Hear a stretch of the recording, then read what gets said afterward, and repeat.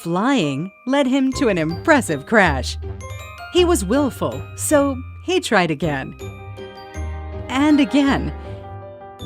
And again, until he नमस्कार, मैं हूं मनोज और आज के इस वीडियो में हम समझेंगे कि बहुमुखी शिक्षा क्या है।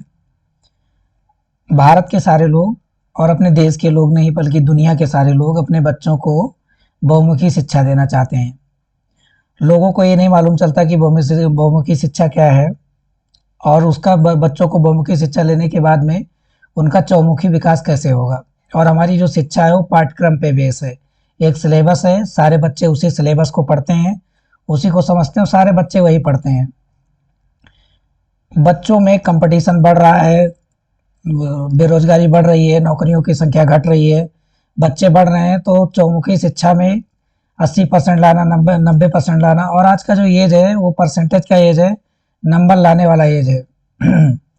लेकिन बहुत सारे लोग ऐसे हुए जो कभी ना तो स्कूल गए और ना कभी पढ़ाई किए, फिर भी अपनी ज़िंदगी के लिए समझ डेवलप कर लिए, अपने आप को भी समझे और दूसरों को भी समझ गए और ऐसे ऐसे आविष्कार कर दिए कि लोग देखते ही चौंक गए। तो क्या पढ़ने से ही सारा कुछ हो जाएगा? और हमारी जो आज की शिक्षा है वो बहुमुखी है कि नहीं है, एक एग्जाम्पल के थ्रू, एक कहानी के थ्रू आज के इस वीडियो में हम समझेंगे।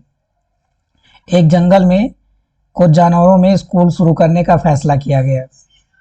छात्रों में एक चिड़िया, एक गिलहरी, एक मछली, एक कुत्ता, एक खरगोश और दिमागी तौर पे कमज़ोर ईल मछली को शामिल किया गया। पाठ्यक्रम तय करने के लिए एक बोर्ड बनाया गया कि बोर्ड तय करेगा कि इसका पाठ्यक्रम कैसा होना चाहिए, पाठ्यक्रम कैसा रहेगा, पाठ्यक्रम में क्या क्या शामिल किया जाएगा।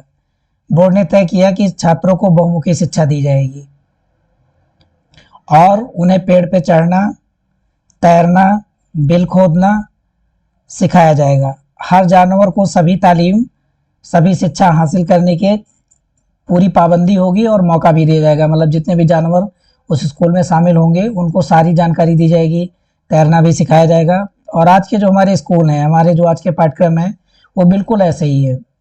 कोई भी अपने बच्चों को पढ़ाते समय ऐसा नहीं सोचता कि हो सकता है हमारे बच्चे में कोई ऐसा हुनर हो जो आज तक खोजा ही ना गया हो, कुछ हमारा बच्चा नया कर देगा। और ऐसे पाठ्यक्रम के पीछे, ऐसे नंबरों के पीछे हम सारे लोग भाग रहे हैं। चिड़िया उड़ान भरने में माहिर थी, चिड़िया उड़ सकती थी, सबको मालूम है कि चिड़िया उड़ सकती है। उसमें उस विषय में उसे ए ग्रेड हासिल किया। चिड़िया उड़ सकती थी, उस वाले विषय में उसको ए ग्रेड दिया गया।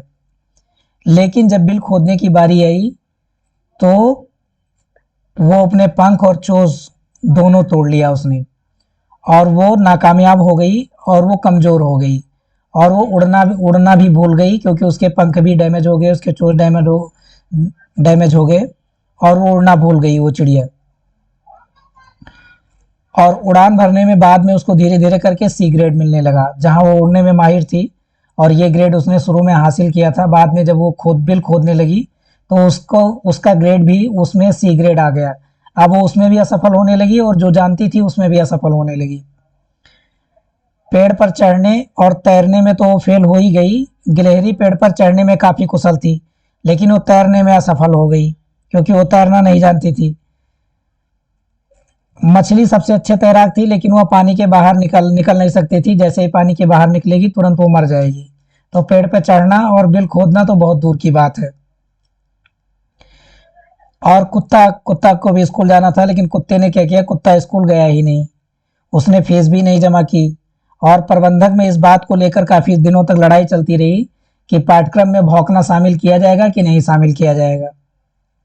खरगोश को बिल खोदने में ये ग्रेड मिला, लेकिन उसने पेड़ पर चढ़ने में उसको असफलता मिली। मतलब बहुत समस्या थी, वो बार बार कोशिश करता और हमेशा असफल हो जाता, चढ़ नहीं पाता और कई बार वो नीचे भी गिर गया। और नीचे गिरने की वजह से वो दिमागी रूप से कमज़ोर हो गया और बिल खोदना भी भूल गया। बस तो गया, लेकिन उसका दिमाग पूरी तरीके से कमज़ोर हो चुका था और बिल खोदने वाली कला में जो माहिर था उसको उसमें भी सी ग्रेड मिलता रहा। आखिरकार क्या किया गया, जो दिमागी तौर पे कमज़ोर ईल थी उसे आधे अधूरे तरीके से काम को सिखाया गया, बिल भी खोदना सिखाया गया, पानी में तैरना तो पहले से जानती थी, पेड़ पे भी चढ़ना थोड़ा बहुत सिखाया गया और उसको ये ग्रेड में ईल को पास कर दिया गया। ये ग्रेड में उस ईल को पास कर दिया गया और लोगों ने मान लिया, बोर्ड ने मान लिया, समाज ने मान लिया और जंगली जो स्कूल खुले थे वहाँ के जानवरों ने मान लिया कि जो ईल है, ईल मछली जो है उसे हर तरीके की शिक्षा दी गई है और वो जो ईल छात्र है वो बहुमुखी छात्र जो है अब हर चीज़ में माहिर है और हर चीज़ को कर सकता है। तो इसी तरीके से हमारे बोर्ड है और आज की हमारी शिक्षा है, हमारे अंदर यानी इंसानों के अंदर